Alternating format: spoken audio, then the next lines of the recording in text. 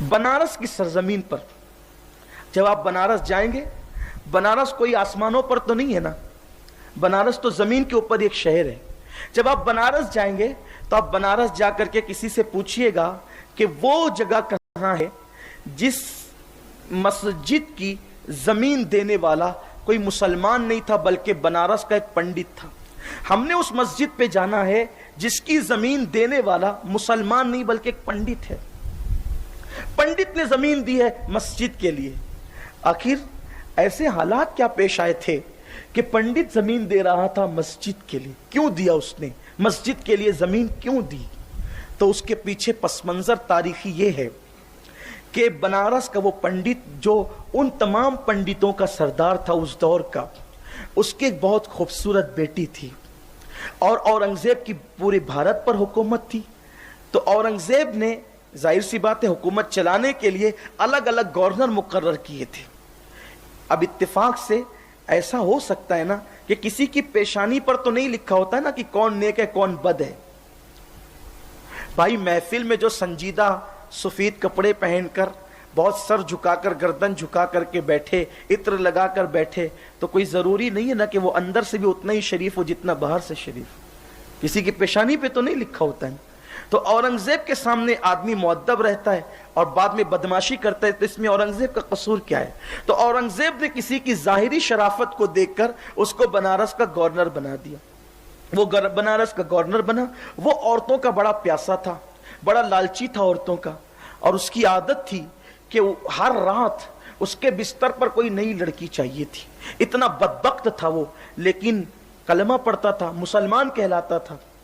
بس وہ گورنر نیا نیا بن کر کے آیا، نیا نیا وہ علاقے کا جو ہے وہ ذمہ دار بن کر کے آیا، اور اس نے پھر وہاں کے لوگوں سے مشورہ کیا، یہاں پتہ بتاؤ کہ خوبصورت لڑکیاں کس کس گھر میں ہیں. تو فوری طور پر کسی نے اس کو خوش کرنے کے لیے بتایا کہ یہاں کا جو پنڈتوں کا بڑا ذمہ دار ہے اس کی لڑکی اتنی خوبصورت اور حسین و جمیل ہے کہ پورے بنارس میں اس کے حسن کے چرچے ہیں. اس نے کہا جاؤ اور جا کر اس پنڈت کو خبر دو کہ وہ فوری طور پر اپنی بیٹی میرے محل کے اندر روانہ کر دے. دیکھیے یہ ہند کی زمین ہے، یہاں ہندو ہو یا مسلمان، نہ یہاں کا ہندو کبھی بے غیرت ہوا ہے نہ یہاں کا مسلمان کبھی بے غیرت ہوا ہے. اس زمین کے اندر اللہ نے حیا رکھی ہے. ہندوستان کی زمین میں حیا ہے، ہندوستان کی زمین میں محبت ہے، ہندوستان کی زمین میں پارسائی ہے. اس نے غیرت سے کہا یہ کیسے ہو سکتا ہے کہ میں اپنی بیٹی کسی کے گھر بھیج دوں؟ اگرچہ وہ بادشاہ کا نمائندہ ہے لیکن یہ تو پاپ ہے نا، کسی لڑکی کے ساتھ جو ہے وہ رات گزارنا یہ پاپ ہے. ہمارے مذہب میں بھی اور تمہارے مذہب میں بھی مذہب تو پاپ نہیں سکھاتا، کیوں ایسا کرتے ہو؟ جاؤ. پھر اس نے کہا اچھا ٹھیک ہے، اگر یہ پاپ ہے تو اس سے کہنا کہ وہ اپنی بیٹی کی شادی میرے ساتھ کرنے کے لیے تیار ہو جائے. اس نے کہا حیرت ہے، ہم برہمن ہیں آپ مسلمان ہیں، دونوں میں شادی کیسے ہو سکتی؟ ایک مسلم اور غیر مسلم میں شادی کیسے ہو سکتی ہے؟ اس نے کہا میں تمہیں صرف چند دنوں کا ٹائم دیتا ہوں، اگر ان دنوں کے اندر اپنی بیٹی کی ڈولی سجا کر میرے گھر نہ بھیجی تو پھر اپنی بیٹی کا جنازہ دیکھنے کے لیے اور اپنی موت دیکھنے کے لیے تیار ہو جاؤ. پنڈت نے کھانا چھوڑ دیا، پینا چھوڑ دیا، ہنسی چھوٹ گئی، سب ختم ہو گیا. ہماری جماعت کے بہت بڑے عالم علامہ ارشد القادری رئیس القلم نے اس تاریخی واقعے کو اپنے انداز میں لکھا ہے، جس کو میں اپنے الفاظ کے جامع میں پیش کر رہا ہوں. بہت ہوشیار چتر چالاک بیٹی نے اپنے باپ سے کہا بابا تو پریشان کیوں ہے؟ کہا بیٹی چھوڑ دو، رہنے دو. کہا تو کھانا نہیں کھاتا، کیا بات ہے؟ آخرکار باپ نے بیٹی کو کہا بیٹی ایک مسلمان گورنر ہے اور وہ تیرا ہاتھ مانگتا ہے، میں کیا کروں؟ اورنگزیب کا بھیجا ہوا ہے، سوچ تو صحیح اس دن ہمارے لیے کتنا بدترین دن ہوگا کہ ہماری بیٹی کسی مسلمان کی دلہن بن کے جائے گی، یہ کیسے ہو سکتا ہے؟ اس لڑکی نے کہا آپ ایک کام کریں، اس سے 1 مہینے کی مہلت مانگ لیں. اس سے کہنا اتنے دن کی نہیں 1 مہینے کی مہلت دے دیں، 1 مہینے بعد ہم اپنی بیٹی کی ڈولی سجا کر تمہارے گھر بھیج دیں گے.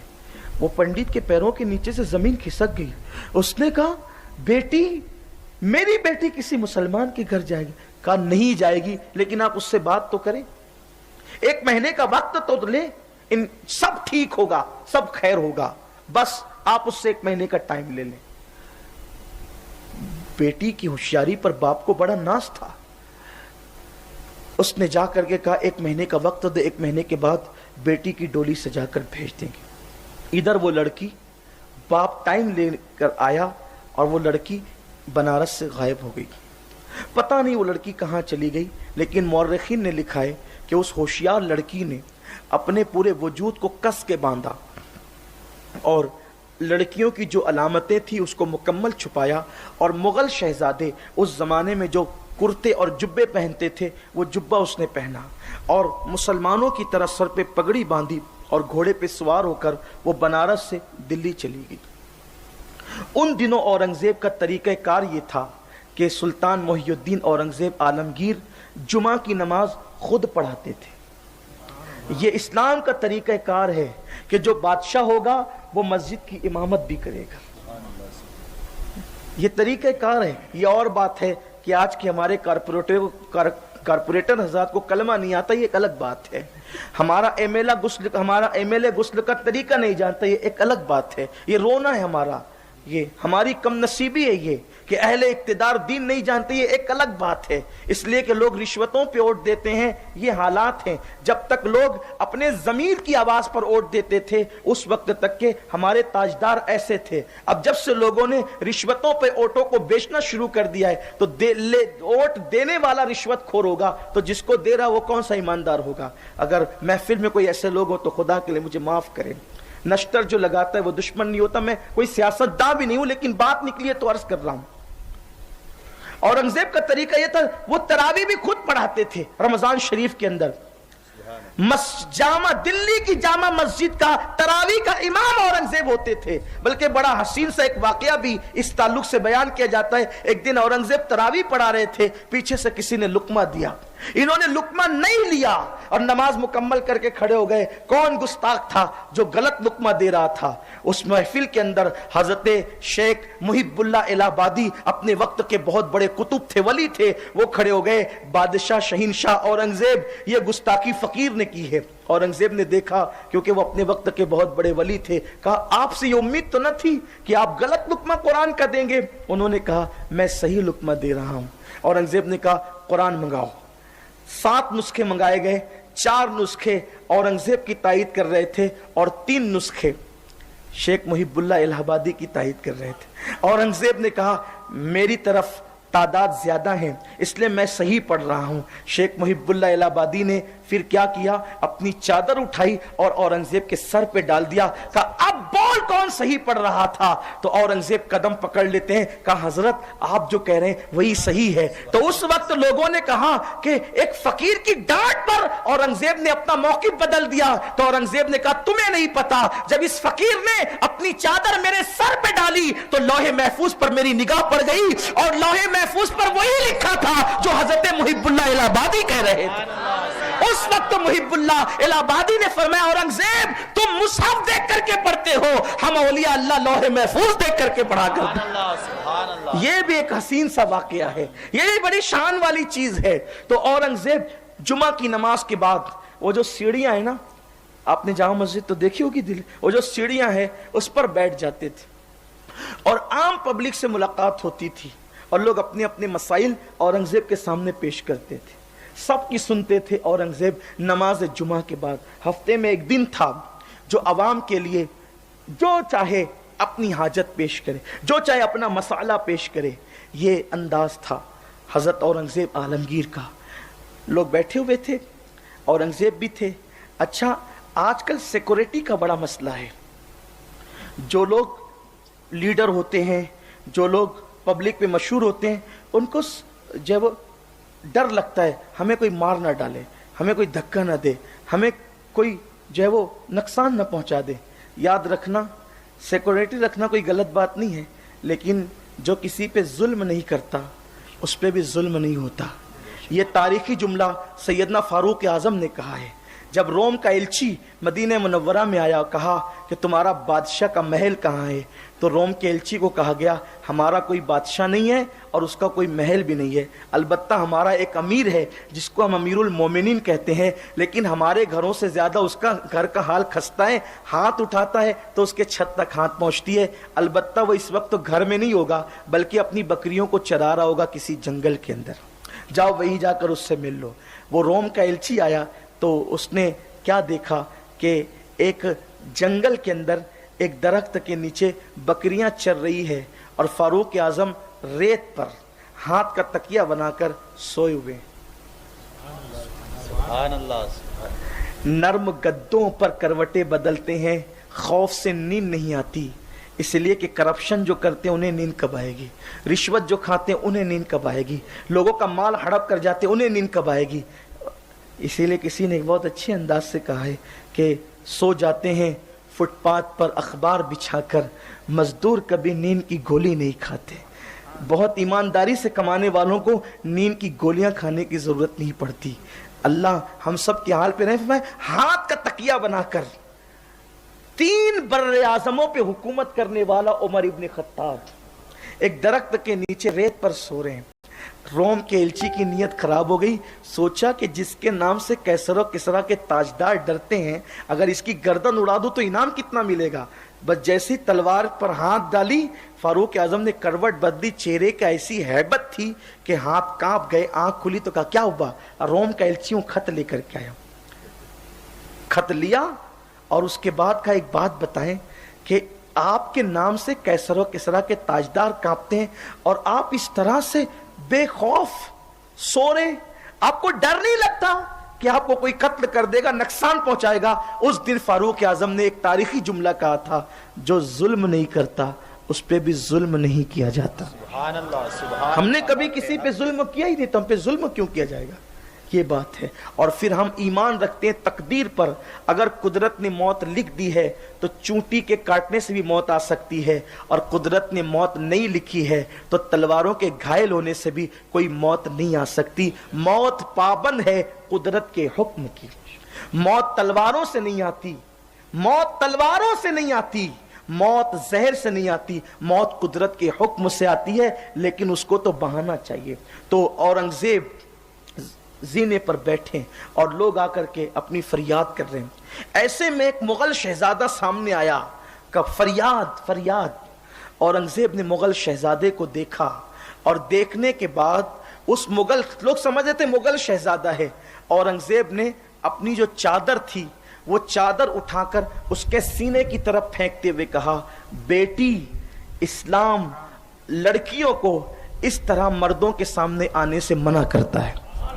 لوگ حیران تھے کہ یہ تو مغل شہزادہ ہے اور اورنگزیب اس کو بیٹی کہہ رہا ہے، اور پھر کہا کہ اسے ایک مخصوص کمرے میں لے کر کے چلا جائے، اور جب مخصوص کمرے میں لے گئے تو پتہ چلا وہ مغل شہزادہ نہیں، اورنگزیب کی نگاہ اتقوا بفراست المؤمن فإنه ينظر بنور اللہ تعالی، مومن کی فراست سے بچو، وہ اللہ کے نور سے دیکھتا ہے۔ خدا ایمان والوں کو دل میں آنکھیں عطا کرتا ہے، جسے لوگ مغل شہزادہ سمجھ رہے تھے، اورنگزیب نے اس کو پہچان لیا اور پھر کہا بیٹی بات کیا ہے؟ اس نے پوری داستان سنائی۔ اس نے کہا جا بیٹی، جا کر کے تیرے باپ سے کہنا کہ متعینہ مدت پر ڈولی سجا کر روانہ کرتے، جا۔ اس کے پیروں کے نیچے سے زمین کھسک گئی۔ آخر مسلمان نے مسلمان ہی کا سپورٹ کیا۔ گفتگو میں ہر دوسرے جملے کے بعد تیسرا جملہ بیٹی بھی تھا، اور اتنا میرا اپمان بھی، اتنی میری بے عزتی بھی کہ تیرے باپ سے کہنا کہ متعینہ تاریخ پر ڈولی سجا کر کے اس گورنر کے گھر بھیج دینا۔ لیکن جب وہ لڑکی تھی، ہوشیار تھی، جب دلوں میں تعصب نہیں ہوتا تو سوچنے کے انداز بھی بدلتے ہیں۔ اس نے سوچا کہ اس نے 2 جملے کے بعد، ہر 2 جملے کے بعد مجھے بیٹی کہا ہے، تو یہ بادشاہ بیٹی کہنے کی لاج ضرور رکھے گا۔ جو مجھے بات بات پہ بیٹی کہتا تھا وہ بیٹی کہنے کی لاج ضرور رکھے گا۔ لڑکی بنارس آئی، باپ سے نے کہا کہاں گئی تھی؟ اس نے پوری داستان کہی رو رو کر، اور یہ بھی کہا کہ بادشاہ نے کہا ہے کہ متعینہ तारीख और मुद्दत पे डोली सजाकर भेज देना। पंडित ने कहा कि आखिर मुसलमान ने मुसलमान का सपोर्ट किया। लड़की ने कहा मैं भी यही सोचती हूँ, लेकिन मेरा दिल कहता है कि वो हर दूसरे जुमले के बाद तीसरा जुमला बेटी कह के कहता था। शायद बादशाह बेटी कहने का कुछ तो उस ख्याल करेगा, कुछ तो लाज रखेगा। तारीख आ गई, डोली सज गई। वो डोली क्या थी, कोई जनाजा महसूस होता था।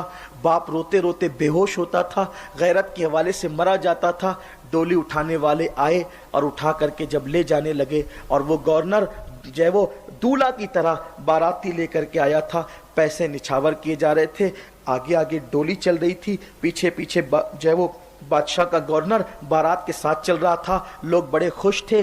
बादशाह शराब भी पीता था, बारात में भी शराब पी जाती थी, पैसे लुटाए जाते थे। उस वक्त मशअले जल रही थी, शाम का वक्त था। ऐसे में जब वो गवर्नर की बारात आगे चली तो लोगों ने देखा एक कंबल पोश लोगों को चीरता हुआ वो गवर्नर के करीब गया और उसके घोड़े के करीब जाकर के उसने यूं हाथ फैलाया और कहा इस खुशी के मौके पे मुझे भी भीख दे। तो उसने गुरूर और तकब्बुर से कहा ज़मीन पे गिरे हुए पैसे पड़े हैं, उठा ले, फ़कीर के लिए इतना ही काफ़ी है। तो उस आने वाले ने कहा मैं वो फ़कीर नहीं जो नीचे की गिरी हुई रकम लेता हूँ, मैं वो फ़कीर हूँ कि मैं हाथ में भीख लेता हूँ। तो उसने कहा चल खुशी का मौका है, तेरी ये बात भी पूरी कर देते हैं। जेब से निकाले और निकालने के बाद जैसे ही हाथ पे रखे, हाथ की कलाई पकड़ ली गई और इतनी जोर से पकड़ी कि वो गवर्नर हैरान रह गया कि आखिर ये कौन है। जैसे ही उसने अभी उस आने वाले को देखना चाहा कि उस कंबल कोश ने अपनी कंबल को फेंका तो सबकी आंखें फटी के फटी रह गई, आंखें फटी के फटी रह गई, पैरों के नीचे से जमीन निकल गई, ढोल ताशे बंद हो गए, शहनाइयां लेकर के लोग भाग गए, अफरा तफरी का माहौल हो गया। इसलिए कि आने वाला वो फकीर कोई और नहीं था, वो अखंड भारत का बादशाह सुल्तान मुहियुद्दीन औरंगजेब आलमगीर था। और कहा बदबख्त इस्लाम को बदनाम करता है, मैंने तुझे लोगों की आबरू के तहफ्फुज के लिए भेजा था या मैंने तुझे लोगों की आबरू से खेलने के लिए भेजा था। और उसके बाद कहा मंगाओ दो हाथी मंगाए गए, एक हाथी के पैर से एक पैर, दूसरे हाथी के पैर से दूसरा पैर, और दोनों को मुखालिफ सिमत में दौड़ाया और उसका पूरा बदन चिर गया। औरंगजेब ने ऐलान किया हिंदुस्तान की किसी भी बेटी पर कोई नजर उठाएगा तो औरंगजेब उसका अंजाम ये करेगा, बेटी की आबरू से खेलने वालों का अंजाम ये होगा। उस वक्त बनारस की शाम वो तारीखी शाम हो गई। पंडित ने अपनी बेटी की आबरू को बचते हुए देखा। औरंगजेब ने पंडित को साथ लिया, उस बेटी को साथ लिया और कहा पंडित जी आपके घर चलना है। वहां जाकर औरंगजेब बैठे, बैठने के बाद पानी मंगाया, पानी पिया और कहा कुछ है खाने के लिए। पंडित के घर जो भी था उसने पेश किया। औरंगजेब ने खाना खाया और उसके बाद 2 रकत नमाज अदा की उसी पंडित के घर में। पंडित ने बड़ी सादगी से पूछा औरंगजेब तेरे घर खाने की कोई कमी तो नहीं, तूने मेरे घर का खाना मांग कर क्यों खाया? तो औरंगजेब ने पंडित से जवाब दिया पंडित जी जिस दिन आपकी बेटी फरियाद लेकर आई थी उस दिन जामा मस्जिद की मस्जिद के जीने पे बैठ के मैंने कसम खाई थी इस बेटी की इज्जत को जब तक मैं महफूज न कर लूं मुझ पे खाना भी हराम है और पीना भी हराम है और सोना भी हराम है। आपकी बेटी दिल्ली से क्या गई? उस दिन के बाद से ना मैंने खाना खाया, ना पानी पिया, ना मैं सोया। मुझे एक फिक्र थी कि हिंदुस्तान की एक बेटी की इज्जत की हिफाजत करना है। अब भूख इतनी शिद्दत से लगी थी, मैं अपना काम पूरा कर चुका, इसलिए मैंने खाना भी खाया, पानी भी पिया और 2 रकत शुक्राने की नमाज अदा की कि अल्लाह तेरा शुक्र है मैंने एक मजलूम को इंसाफ दिलाया है। पंडित ने कहा औरंगजेब तुमने यहाँ 2 रकत शुक्राने की नमाज पढ़ी है, अब यहाँ कोई और काम नहीं होगा, यहाँ हमेशा नमाज ही होती रहेगी। ये मैं अपना घर आपके अखलाक व किरदार को देख करके मस्जिद के लिए पेश करता हूँ। अब मुसलमान हमेशा यहाँ नमाज पढ़ते रहें। ये हमारा किरदार है, ये औरंगजेब का किरदार है, ये इस्लामी बादशाहों का किरदार है जिनको लोग गालियाँ देते हैं। तारीख नहीं पता इसलिए गालियाँ देते हैं। जिस दिन असल तारीख बेनकाब होगी इंशाअल्लाह तारीकी के पर्दे چھٹتے ہوئے نظر آئیں گے۔ میں آپ سب سے گزارش کرتا ہوں اسلامی تاریخ کو پڑھیں، علماء کی سرپرستی میں پڑھیں تاکہ حقیقت سے آگاہی ہو سکے۔ اللہ اورنگزیب کی قبر پر رحمت و نور کی برسات فرمائے، ان کے درجات کو بلند فرمائے، اور اللہ ہمارے نوجوانوں کو اسلامی تاریخ سے قریب آنے کی توفیق عطا فرمائے۔ پھر اورنگزیب کے عرس پر ایک خصوصی اعلان انشاءاللہ اورنگزیب کی حویلی میں، جسے لال حویلی جو مدرسے میں منتقل ہے، اللہ حاجی جاوید صاحب کو بہتر جزا دے، یہاں کے خدامین کو، یہاں کے جتنے رہنے والے لوگ ہیں اولیاء اللہ کے سائے میں، سب کو جزائے خیر دے کہ حویلی جو ہے مدرسے میں تبدیل ہوئی۔ اب انشاءاللہ مدرسے کے ساتھ آئندہ سال سے جب انشاءاللہ تعلیمی سال شروع